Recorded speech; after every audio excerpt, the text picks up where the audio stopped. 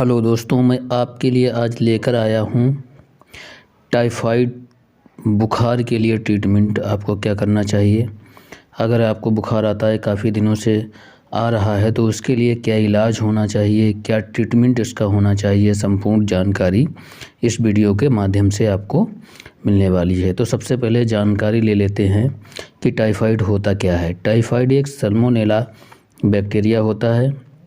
इसे Salmonella typhi भी, S typhi भी कहते हैं।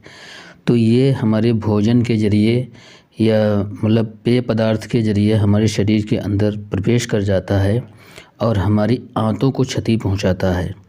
और ये किस हिसाब से हमारी आंतों के अंदर जाकर हमें हानि पहुंचाता है, तो ये हमारे ओरल माउथ के मुंह के ज़रिए और ये हमारे इंटेस्टाइन में जाता है और हमारी इंटेस्टाइन को हानि पहुंचाता है। अगर ये बुखार काफ़ी दिनों तक रहता है, सल्मोनेला बैक्टीरिया हमारे काफ़ी दिनों तक रहता है, तो हमारी आंतों में छेद तक हो सकता है, जिसकी वजह से ट्रीटमेंट इसका बहुत ज़रूरी और बहुत आवश्यक हो जाता है।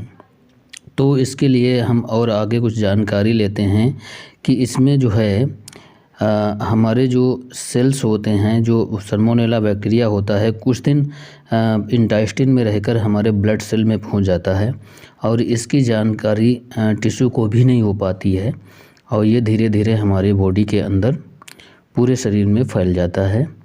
तो इसके लिए हम आगे और जानकारी ये लेते हैं इसके लिए क्या टेस्ट हमें कराने पड़ते हैं। तो इसके लिए डॉक्टर हमें CBC और विडाल टेस्ट की एडवाइस देते हैं कि CBC में आपको क्या देखना है कि मतलब जो है CBC विडाल करवाते हैं तो CBC में डॉक्टर देखता है हीमोग्लोबिन आपका कितना है, TLC कितनी है, DLC में क्या पोजीशन आ रही है, न्यूट्रोफिल कितना है, लिम्फोसाइट कितना है, मोनोसाइट कितना है, इस्नोफिल कितना है, प्लेटलेट्स की क्या पोजीशन है। ये सारी जानकारी CBC में लेकर और फिर जो है उसके बाद में अच्छी तरीके से CBC की रिपोर्ट देखकर फिर आपको एडवाइस देता है कि आगे आपको क्या करना चाहिए।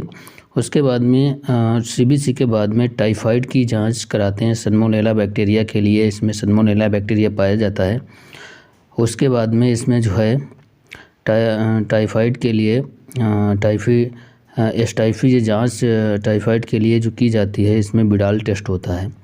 विडाल टेस्ट कराते हैं तो विडाल में इसमें S typhi O, S typhi H, paratyphi AH BH होता है। तो ये सारे टेस्ट कराने के बाद में ये देखते हैं इसमें कितना प्लस आ रहा है, पॉजिटिव कितना आ रहा है। इस हिसाब से फिर इसका ट्रीटमेंट किया जाता है। डॉक्टर पूरी जानकारी लेने के बाद में अब आते हैं इसके बाद क्या इसमें दवाई चलाई जाती है। तो इसके लिए जो है पूरी रिपोर्ट के अनुसार जो है फिर इसमें इसका 21 दिन का कोर्स होता है। इसमें डोलो टैबलेट जो 500 mg में चलाते हैं, TDS यानी पैरासीटामोल आप ले सकते हैं। उसके बाद में जिफी टैबलेट BD लेते हैं, सिफेक्जिम होती है। और इसमें उसके बाद में JD टैबलेट लेते हैं, एजिथ्रोमाइसिन इसका साल्ट होता है। लिप 52 लेते हैं TDS तीनों टाइम के लिए। उसके बाद में A to Z यानी मल्टीविटामिन OD और बाइसोलोन, ये टैबलेट OD यानी प्रेडनिसोलोन होता है, इसको नाश्ते के बाद लेते हैं।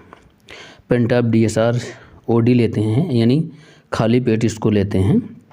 और उसके बाद में ये दवाई 7 दिन चलाने के बाद में कुछ दवाइयों का इसमें चेंज भी कुछ दवाइयाँ की जाती हैं।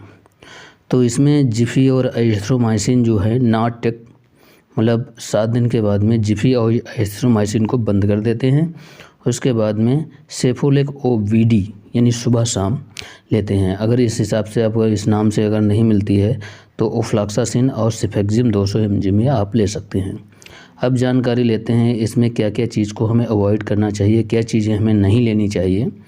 तो सबसे पहले हमें इसमें शुद्ध वाटर पीना चाहिए, जो कि मतलब है एक्वागार्ड का होना चाहिए। अगर एक्वागार्ड आपके पास नहीं है तो आप पानी को खौला लीजिए। खौलाने के बाद में जो है ठंडा हो जाए और उसको पानी को छानकर फिर पीना चाहिए, क्योंकि ये पानी के ज़रिए हमारे बॉडी के अंदर चला जाता है, दूषित पानी से जाता है। उसके बाद में दूषित भोज्य पदार्थों से भी हमारे शरीर के अंदर सल्मोनेला बैक्टीरिया प्रवेश कर जाता है, जिसकी वजह से हमें टाइफाइड हो जाता है। तो इसमें मुझे क्या करना चाहिए, जब टाइफाइड होता है तो इसमें तली चीज़ों को अवॉइड करना चाहिए। जितनी भी तली चीज़ें हैं, हार्ड चीज़ें हैं, उनको अवॉइड करना चाहिए और स्वस्थ शुद्ध खाना लेना चाहिए। Thank you.